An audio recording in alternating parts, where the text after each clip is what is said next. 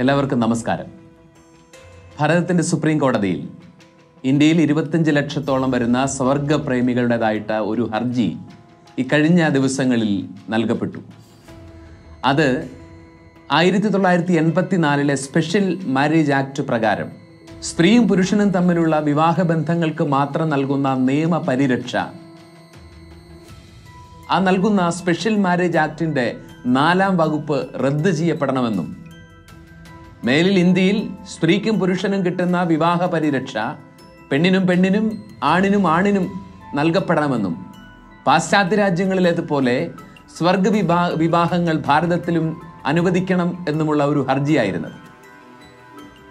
2018 ഭാരതത്തിൻ്റെ പരമോന്നത നീതിപീഠം 1860 മുതൽ നിലനിന്നിരുന്ന ഇന്ത്യൻ പീനൽ കോഡിൻ്റെ 377 വകുപ്പ് സ്വർഗലൈംഗികത കുറ്റകരമാണ് എന്നുള്ള നിയമത്തിലെ അനുച്ഛേദം റദ്ദു ചെയ്യുകയും ഇന്ത്യയിൽ സ്വർഗലൈംഗികത കുറ്റകരമല്ലാതാക്കുകയും ചെയ്തു. മഴവിൽ നിറത്തിലുള്ള കൊടികളും ഏന്തിയിട്ടാണ് സ്വർഗാനുരാഗികൾ ആഹ്ലാദാരവത്തോടെ ഈ വിധിയെ വരവേറ്റത്. അന്നു മുതൽ സ്വർഗലൈംഗികതയ്ക്ക് സമൂഹത്തിൻ്റെ മുഖ്യധാരയിൽ നല്ലൊരു സ്വീകാര്യതയും ലൈംഗികതയുടെ സ്വാഭാവികമായ പ്രകടനമാണ് എന്നുള്ള രീതിയിലുള്ള ആവിഷ്കാരങ്ങളും വളരെ കാര്യമായി നടക്കുകയും ഇടത് ലിബറൽ ചിന്താഗതിക്കാരും സമൂഹത്തിൻ്റെ ഒരു കെട്ടുറപ്പിനോ വ്യവസ്ഥാപിതമായ ചട്ടക്കൂടുകൾക്കോ ഒക്കെ എതിരെ എന്നും കലഹിച്ചു നിൽക്കുന്ന ആളുകളുമൊക്കെ ഇതിനെ വല്ലാതെ പ്രോത്സാഹിപ്പിക്കുകയൊക്കെ ചെയ്തിട്ടുണ്ട്. ഇതിൻ്റെ തുടർച്ചയായിട്ടാണ് ഇപ്പോൾ സുപ്രീം കോടതിയിൽ വിവാഹത്തിൻ്റെ സ്പെഷ്യൽ ആക്ട് 4-ാം വകുപ്പ് റദ്ദ് ചെയ്യണം എന്നുള്ള ഹർജി എത്തുന്നത്. പാശ്ചാത്യ രാജ്യങ്ങളൊക്കെയും തങ്ങളുടെ മഹത്തായ മൂല്യങ്ങളെയോ സംസ്കാരത്തിൻ്റെ പതിവുകളെയൊക്കെ മറന്ന് സ്വർഗലൈംഗികതയ്ക്ക് നിയമത്തിൻ്റെ പരിരക്ഷ കൊടുക്കുകയും സ്വർഗവിവാഹങ്ങളെ ആശീർവദിക്കാൻ അംഗീകരിക്കാൻ മുൻപിട്ട് നിൽക്കുകയും ചെയ്യുന്ന കാലത്ത് ലോകത്തിലെ ഏറ്റവും വലിയ ജനാധിപത്യ രാഷ്ട്രം, അതിൻ്റെ ഭരണകൂടം എങ്ങനെയാണ് കുടുംബ സംവിധാനങ്ങളോട്, സ്വാഭാവികമായ ലൈംഗിക ആഭിമുഖ്യങ്ങളോട് എന്ത് നിലപാടെടുക്കുമെന്നുള്ളത് മാധ്യമങ്ങളും ലോകവും ഉറ്റുനോക്കുന്ന ഒരു വിഷയമായിരുന്നു. അവിടെയാണ് സഹസ്രാബ്ദങ്ങൾ നീണ്ട ആർഷഭാരതത്തിൻ്റെ മഹത്തായ സംസ്കാരത്തെ കുടുംബ സംവിധാനങ്ങൾ നിലനിൽക്കണമെന്നും സ്വാഭാവിക ലൈംഗികത വിശുദ്ധിയോടെ പരിരക്ഷിക്കപ്പെടണമെന്നും മനുഷ്യൻ അവൻ്റെ ശരീരം, ലൈംഗികത ഒരു സുഖഭോഗത്തിൻ്റെ കച്ചവട വസ്തുവായി, കൊമേഴ്ഷ്യൽ പ്രോഡക്റ്റായി വൈകാലഘട്ടങ്ങളിൽ അധപതിക്കപ്പെടാൻ പാടില്ലെന്നും മനുഷ്യൻ ഇതംപ്രദമായ ഒരു ലൈംഗിക ജീവിക്കപ്പുറം ചില മൂല്യങ്ങളെ പുലർത്താൻ പറ്റുന്നവനാണെന്നുമുള്ള ഭാരതത്തിൻ്റെ മഹത്തായ സാംസ്കാരിക നിലപാടുകളെ ഉയർത്തിപ്പിടിച്ചുകൊണ്ട് നരേന്ദ്രമോദി ഗവൺമെൻറ് സുപ്രീം കോടതിയിൽ സത്യവാങ്മൂലം നൽകിയിരിക്കുകയാണ്. ഭാരതം അതിൻ്റെ മഹത്തായ സംസ്കാരത്തെ മാനിക്കുന്നു, സ്വാഭാവികമായ ലൈംഗികതയുടെ വിശുദ്ധിയെ, മഹത്വത്തെ അംഗീകരിക്കുന്നു. സ്ത്രീയും പുരുഷനും തമ്മിലുള്ള വിവാഹബന്ധത്തിലപ്പുറം മറ്റൊരു തരത്തിലുള്ള ബന്ധത്തെയും അംഗീകരിക്കാനോ നിയമപരിരക്ഷ കൊടുക്കാനോ ഇടത് പുരോഗമനവാദികളുടെയോ വ്യവസ്ഥാപിത ചട്ടക്കൂടുകൾക്കെതിരെ കലഹിക്കുന്നവരുടെയോ ആവശ്യങ്ങൾക്ക് കുടപിടിക്കാനോ ഈ ഗവൺമെൻറ്, ലോകത്തെ ഏറ്റവും വലിയ ജനാധിപത്യ രാഷ്ട്രം തയ്യാറല്ല എന്നുള്ള കൃത്യമായ നിലപാടറിയിക്കുകയാണ്. അഭിനന്ദനാർഹമാണ് ഈ കാലഘട്ടത്തിൽ, ഉത്തരാധുനിക കാലഘട്ടത്തിൽ ലോകം മുഴുവൻ മൂല്യനിരാസങ്ങളുടെ ഒരു കുത്തൊഴുക്കിൽ പെട്ടുപോകുന്ന കാലത്തിൽ സകലവിധ വൈകൃതങ്ങളെയും വെള്ളപൂശി സമൂഹത്തിൻ്റെ മുഖ്യധാരയിൽ അവതരിപ്പിക്കുന്നതിലും അതിനെ പ്രോത്സാഹിപ്പിക്കുന്നതിൽ ലോക നേതാക്കൾ ഒന്നിനൊന്നിന് മുൻപിൽ നിൽക്കുകയും അങ്ങനെ പോപ്പുലാരിറ്റികളും കയ്യടികളും നേടാൻ ശ്രമിക്കുകയും ചെയ്യുന്ന കാലഘട്ടത്തിൽ സംസ്കാരത്തിനും മൂല്യത്തിനും കുടുംബ സംവിധാനങ്ങൾക്കുമൊക്കെ പിന്തുണ നൽകിക്കൊണ്ടുള്ള മോദി ഗവൺമെൻറ്റിൻ്റെ നിലപാട് തികച്ചും അഭിനന്ദനീയമാണ്. ലോകം മുഴുവൻ സ്വർഗലൈംഗികതയെ പാശ്ചാത്യ രാജ്യങ്ങൾ, വികസിത രാജ്യങ്ങൾ സ്വാഭാവിക കുടുംബ സംവിധാനങ്ങൾക്ക് ഒപ്പം പ്രതിഷ്ഠിച്ചുകൊണ്ട് മനുഷ്യജീവിതത്തിൻ്റെ സംസ്കാരത്തിൻ്റെ വളർച്ചയിൽ കുടുംബങ്ങൾ വരുത്തിയ പങ്കിനെ, സ്ത്രീ പുരുഷ ബന്ധത്തിൻ്റെ പരസ്പര പൂരകത്വത്തെയും ശ്രേഷ്ഠതയും ഒക്കെ വളരെ നിസ്സാരവൽക്കരിക്കാൻ ബോധപൂർവമായ ശ്രമങ്ങൾ നടന്നുകൊണ്ടിരിക്കുമ്പോൾ ആൾക്കൂട്ടത്തിൻ്റെ കയ്യടികൾക്കും വോട്ട് ബാങ്കുകൾക്കും വേണ്ടി മഹത്തായ മൂല്യസങ്കല്പങ്ങളെ രാഷ്ട്രീയ നേതാക്കൾ, ഭരണാധികാരികൾ നിർലജ്ജം പണയം വെച്ചുകൊണ്ടിരിക്കുന്ന കാലഘട്ടത്തിലാണ് നരേന്ദ്രമോദി ഗവൺമെന്റ് ലോകത്തെ ഏറ്റവും വലിയ ജനാധിപത്യ രാഷ്ട്രം അതിൻ്റെ സംസ്കാരത്തോടും പൈതൃകത്തോടും മഹത്തായ പാരമ്പര്യത്തോടും മൂല്യസംഹിതകളോടുമുള്ള തീരാത്ത പ്രതിബദ്ധത അറിയിക്കുന്നത്. ക്രൈസ്തവ വിശ്വാസികളെ സംബന്ധിച്ച് തികച്ചും സ്വാഗതാർഹമാണ് മോദി ഗവൺമെന്റിന്റെ നിലപാട്. ഭാരതത്തിന്റെ പലയിടങ്ങളിൽ ക്രൈസ്തവർ പീഡിപ്പിക്കപ്പെടുന്നുണ്ട്. പരിവാർ സംഘടനകൾ നിരന്തര ആക്രമണങ്ങൾ അഴിച്ചുവിടുന്നുണ്ട്. അങ്ങനെ വിയോജിപ്പിന്റെ തലങ്ങൾ പലതും BJP പാർട്ടിയുടെ നയങ്ങളോടും ഗവൺമെന്റിന്റെ നിലപാടുകളോടും ഉണ്ടെങ്കിലും മഹത്തായ മൂല്യങ്ങൾക്ക് പിന്തുണ അറിയിക്കുന്ന ഗവൺമെന്റിന്റെ ഈ നിലപാടിന് നിശ്ചയമായിട്ടും ഒരു ജനാധിപത്യ സംവിധാനത്തിന്റെ ഭാഗമെന്ന നിലയിൽ ഭാരതത്തിലെ ക്രൈസ്തവർ അഭിനന്ദിക്കുകയും സ്വാഗതം ചെയ്യുകയും ചെയ്യേണ്ടതുണ്ട്. മഹത്തായ ക്രൈസ്തവ മൂല്യത്തിന്റെ വേരുകളിൽ ഊന്നി നിൽക്കുന്ന പാശ്ചാത്യ സംസ്കാരം, പാശ്ചാത്യ രാജ്യങ്ങളൊക്കെയും മതസംവിധാനങ്ങൾ, ക്രൈസ്തവ സഭകൾ പലതും സ്വർഗ ലൈംഗികതയെ, വിവാഹത്തെ പോലും ആശീർവദിക്കാൻ ഒരുമ്പെട്ടു നിൽക്കുന്ന കാഴ്ചകളാണ് നമ്മൾ കാണുന്നത്. അങ്ങനെ നിൽക്കുമ്പോഴാണ് തെറ്റാണെന്നും തിന്മ ഒരു കുടുംബ സംവിധാനത്തിൻ്റെ, മനുഷ്യജീവിതത്തിൻ്റെ, മനുഷ്യവംശത്തിൻ്റെ അതിജീവനത്തിൻ്റെ അടിവേരറുക്കുന്ന എല്ലാ പ്രവണതകളെയും തിരുത്തപ്പെടേണ്ടതാണെന്നും അതിന് കൂട്ടുനിൽക്കാനോ കുടപിടിക്കാനോ ഈ ഗവൺമെന്റ് തയ്യാറല്ലെന്നുമുള്ള മോദി ഗവൺമെന്റിന്റെ ധീരമായ നിലപാടിന്റെ പ്രസക്തി നമ്മൾ തിരിച്ചറിയുന്നത്. ലോകത്തിൽ സംസ്കാരങ്ങളുടെ പിറവിയെക്കുറിച്ച് പഠിക്കുമ്പോൾ മനസ്സിലാക്കുന്ന ഒരു സത്യമുണ്ട്.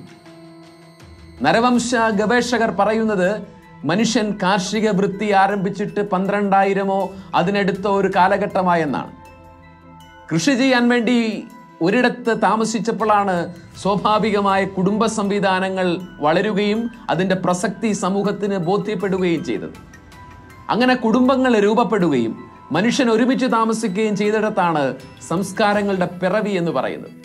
ലോകത്തെ മഹത്തായ എല്ലാ സംസ്കാരങ്ങളും കുടുംബ സംവിധാനങ്ങൾ രൂപപ്പെട്ടതിൻ്റെ പരിണിത ഫലമാണ് എന്ന് മനസ്സിലാക്കുമ്പോഴാണ് കുടുംബത്തിൻ്റെ തായ്വേരറുക്കുന്ന സ്വാഭാവിക ലൈംഗികതയുടെ, സ്ത്രീ പുരുഷ ബന്ധത്തിൻ്റെ പരസ്പര പൂരകത്വത്തെ അതിനിസ്സാരവൽക്കരിക്കാൻ ശ്രമിക്കുന്ന സകല അപകടകരമായ പ്രവണതകളും എങ്ങനെ സംസ്കാരങ്ങളുടെ അന്തകരായിട്ട് മാറുന്നു എന്നുകൂടെ നമ്മൾ പഠിക്കുന്നത്. സംസ്കാരങ്ങൾ അതിൻ്റെ വളർച്ചയുടെ പരകോടിയിലെത്തുമ്പോൾ ദൈവത്തെ മറക്കുകയും വെറും സുഖേച്ഛയ്ക്ക് പുറകെ പരക്കം പായുകയും ചെയ്യുമ്പോൾ അവരെ ബാധിക്കുന്ന ഒരു അന്ത്യകാല രോഗമെന്നാണ് സ്വർഗ ലൈംഗികതയെ നമ്മൾ ചരിത്രം പഠിക്കുമ്പോൾ മനസ്സിലാകുന്നത്. ബൈബിൾ അവതരിപ്പിക്കുന്ന പുരാതന നാഗരികത, കാനാൻ രാജ്യങ്ങളിൽ ഏറ്റവും പുരാതനമായ ഒരു നാഗരികതയായിരുന്ന സോദോം ഗോമോറ നഗരങ്ങൾ കാലത്തിൻ്റെ ചവറ്റുകൊട്ടയിൽ വിസ്മരിക്കപ്പെട്ടു പോയതിൻ്റെ, കഥാവശേഷമായി പോയതിൻ്റെ കാരണം അവിടെ പൂത്തുനിന്ന സ്വർഗ ലൈംഗികത എന്ന് പറയുന്ന പാപത്തിൻ്റെ പരിണിത ഫലമാണെന്നാണ് ബൈബിൾ പഠിപ്പിക്കുന്നത്.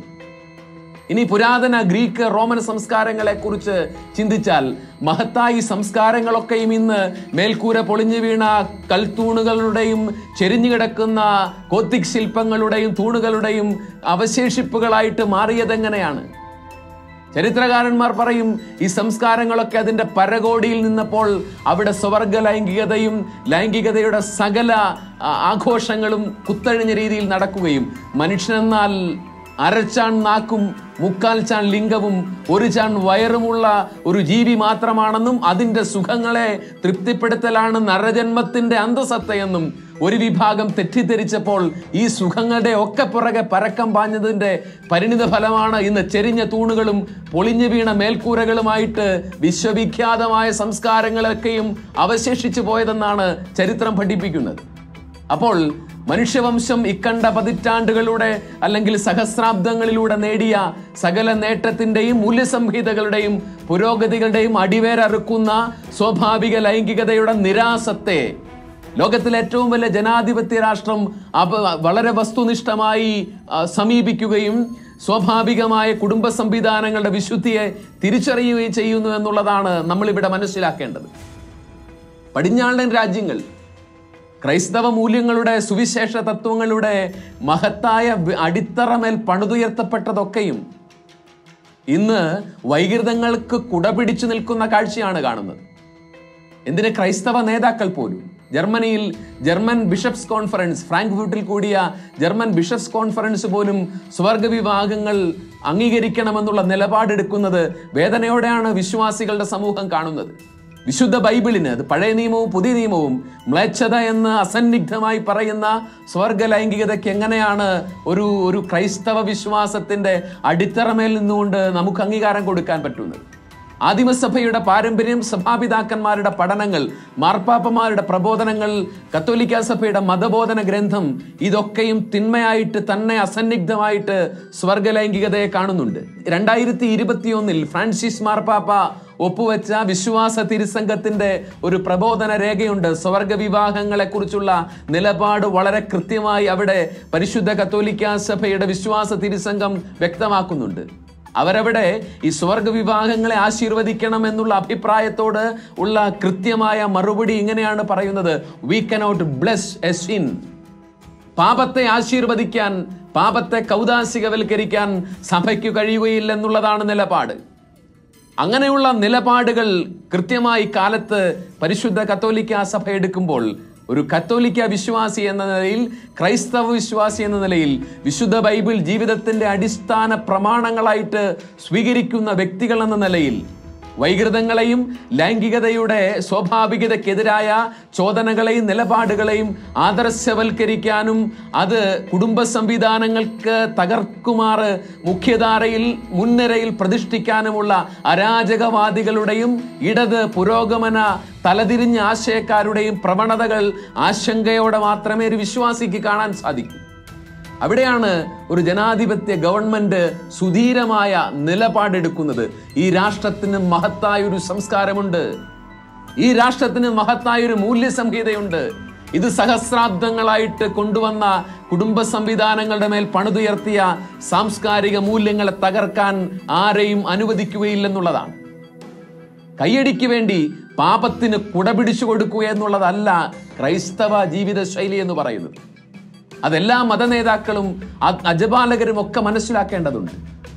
അതുകൊണ്ടാണ് ഫ്രാൻസിസ് മാർപ്പാപ്പ പറയുന്നത് സ്വർഗലൈംഗികത കുറ്റകരമല്ല, പക്ഷെ അത് പാപമാണ്. 21ാം നൂറ്റാണ്ടിലെ മനുഷ്യന് നഷ്ടപ്പെടുന്ന ഏറ്റവും വലിയ വിചാരങ്ങളിലൊന്ന് പാപബോധമാണ് എന്നുള്ളതാണ് സത്യം. ആ പാപബോധം നഷ്ടപ്പെടുമ്പോഴാണ് വിശുദ്ധ ഗ്രന്ഥവും സഭാ പഠനങ്ങളും ആവർത്തിച്ച് പാപം എന്ന് പറയുന്നതിനെ പുണ്യത്തിന്റെ പരിമളം പൂശാൻ ചില കോണുകളിൽ നിന്നൊക്കെയുള്ള അപകടകരമായ ശ്രമങ്ങൾ സഭയ്ക്കുള്ളിലും കാണുന്നത്. സ്വർഗാഭിമുഖ്യമുള്ള ആളുകളെ സമൂഹത്തിൽ നിന്ന് മാറ്റി നിർത്തണം എന്നുള്ളതല്ല ഈ പറയുന്നതിൻ്റെ ഒക്കെയും അർത്ഥം. അവർ നമ്മളെപ്പോലെ തന്നെ അവകാശങ്ങളും പൗരാവകാശങ്ങളും വ്യക്തിത്വവും മഹത്വവുമുള്ള മനുഷ്യ വ്യക്തികളായി അംഗീകരിക്കുമ്പോൾ തന്നെ സ്വർഗലൈംഗികത പാപമാണ് എന്ന് പറയാനുള്ള ആർജവത്വവും വിശ്വസിക്കാനുള്ള നിലപാടിന്റെ ശുദ്ധിയും നമുക്കുണ്ടാവണം എന്നുള്ളതാണ്. നന്മയെ തിന്മയെന്ന് വിളിക്കുകയും പാപത്തെ വിശുദ്ധിയുടെ പരിമളം പൂശുകയും ചെയ്യുന്ന നിലപാടല്ല യേശുക്രിസ്തുവിൽ വിശ്വസിക്കുന്നവർക്ക് വേണ്ടത്. കേരളത്തിന്റെ ചിലയിടങ്ങളിലൊക്കെ സ്വർഗലൈംഗികതകളെ മുഖ്യധാരയിലേക്ക് കൊണ്ടുവരാൻ, സഭയുടെ ജീവിതത്തിലേക്ക് പതുക്കെ പതുക്കെ ഒളിച്ചു കടത്താനുള്ള ചില ശ്രമങ്ങളും ചില ആശീർവാദങ്ങളും നടക്കുന്നുണ്ട് എന്നുള്ളത് കേരളത്തിലെ വിശ്വാസികൾ വളരെ ജാഗ്രതയോടെ തിരിച്ചറിയണം. പടിഞ്ഞാറൻ രാജ്യങ്ങളിൽ സഭയും വിശ്വാസവും ഇങ്ങനെ കാലഹരണപ്പെടുന്ന കാലഘട്ടങ്ങളിലൊക്കെയും ഇത്തരം ഒളിച്ചുകടത്തലുകൾ വളരെ തന്ത്രപൂർവ്വം പലരും നടത്തുകയും അതിന്റെ പരിണിത ഫലമാണ് ഉയർത്തിപ്പിടിക്കാൻ ഒരു വിശ്വാസമോ ഒരു നിലപാടോ പലപ്പോഴും ഇല്ലാതെ പോവുകയും ഏതു തിന്മയോടും സമരസപ്പെടുമാറ് ദൈവത്തിന്റെ സഭ പലയിടങ്ങളിൽ ദുർബലമാവുകയും ചെയ്തത്. ലോകത്തിന്റെ മൂല്യങ്ങൾ ചുമന്നുകൊണ്ട് ഉള്ളിലേക്ക് വരാനല്ല ക്രിസ്തു അവന്റെ സഭയെ സ്ഥാപിച്ചത്, മറിച്ച് ദൈവരാജ്യത്തിന്റെ മഹത്തായ മൂല്യങ്ങളെ, സുവിശേഷത്തിന്റെ മഹത്തായ ആദർശങ്ങളെ ഈ ലോകത്തോട് പരിചയപ്പെടുത്താനാണ്. ലൈംഗികതയുടെ സകല അപഭ്രംശങ്ങളിലും ഭ്രമിച്ചു നിന്ന ഗ്രീക്ക് റോമൻ ലോകത്തോട് സഭ പറഞ്ഞത്, അപ്പസ്തോല സമൂഹം പ്രഘോഷിച്ചത് ഈ ജീവിതത്തിന്റെയും ലൈംഗികതയുടെയും ശുദ്ധിയെക്കുറിച്ചും മൂല്യത്തെക്കുറിച്ചും ആദർശപരതയെക്കുറിച്ചും നരജന്മത്തിന്റെ മഹത്തായ സാഫല്യങ്ങളെക്കുറിച്ചുമാണ്.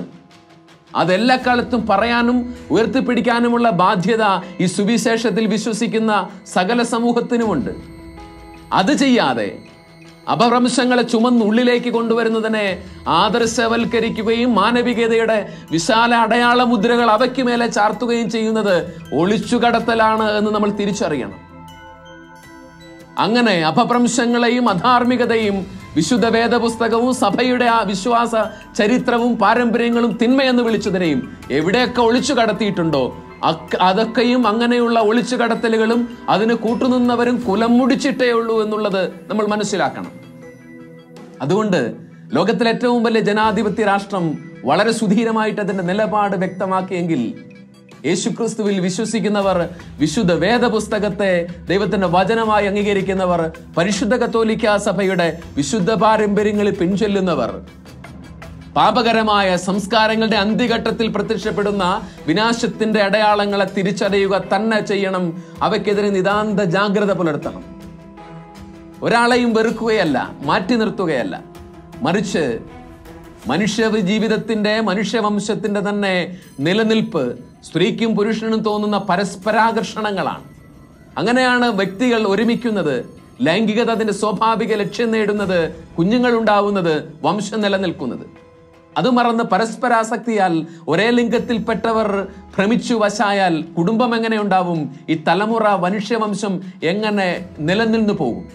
ലൈംഗികതയുടെ സ്വാഭാവിക ലക്ഷ്യത്തെ, വിശുദ്ധിയെ, അതിന്റെ നിയോഗത്തെ വളരെ കൃത്യമായി നമ്മൾ മനസ്സിലാക്കേണ്ടതുണ്ട്. സ്ത്രീ പുരുഷ ബന്ധത്തിന്റെ പരസ്പര പൂരകത്വവും സന്താന ഉൽപാദനവുമാണ് ലൈംഗികതയുടെ രണ്ട് അതിവിശുദ്ധമായ ലക്ഷ്യങ്ങൾ.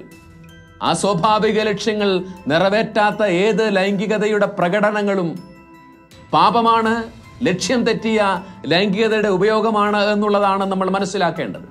കാലത്തിന്റെ അടയാളങ്ങളെ നല്ലവണ്ണം വ്യാഖ്യാനിക്കാനും വിശ്വാസത്തിന്റെ മേൽ കരിനിഴൽ പടർത്തിക്കൊണ്ടിരിക്കുന്ന എല്ലാ ദുഷിച്ച പ്രവണതകളെയും തിരിച്ചറിഞ്ഞ് തിരുത്താനും തെറ്റു തെറ്റാണെന്നും പാപം പാപമാണെന്നും ആർജവത്വത്തോടെ പറയാനും നിലപാടുകൾ എടുക്കാനും ദൈവത്തിന്റെ സഭയ്ക്ക് എല്ലാ കാലത്തും കഴിയട്ടെ എന്ന് ആശിക്കുകയാണ്.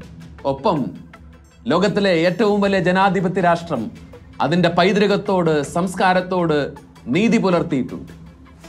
സംസ്കാരത്തിൻ്റെ വില മനസ്സിലാക്കി, കുടുംബ സംവിധാനങ്ങളുടെ പവിത്രത മനസ്സിലാക്കി ധീരമായ നിലപാടെടുത്ത ഭാരതത്തിൻ്റെ ഭരണ സംവിധാനങ്ങളോടുള്ള അനുമോദനങ്ങൾ അറിയിച്ചുകൊണ്ട്, സംസ്കാരങ്ങളുടെ പിറവിക്ക് കാരണമായ കുടുംബ സംവിധാനങ്ങളോടുള്ള തീരാത്ത കടപ്പാടുകൾ അറിയിച്ചുകൊണ്ട് ഈ ആഴ്ച ഇവിടെ നിർത്തുന്നു. എല്ലാവർക്കും നന്ദി.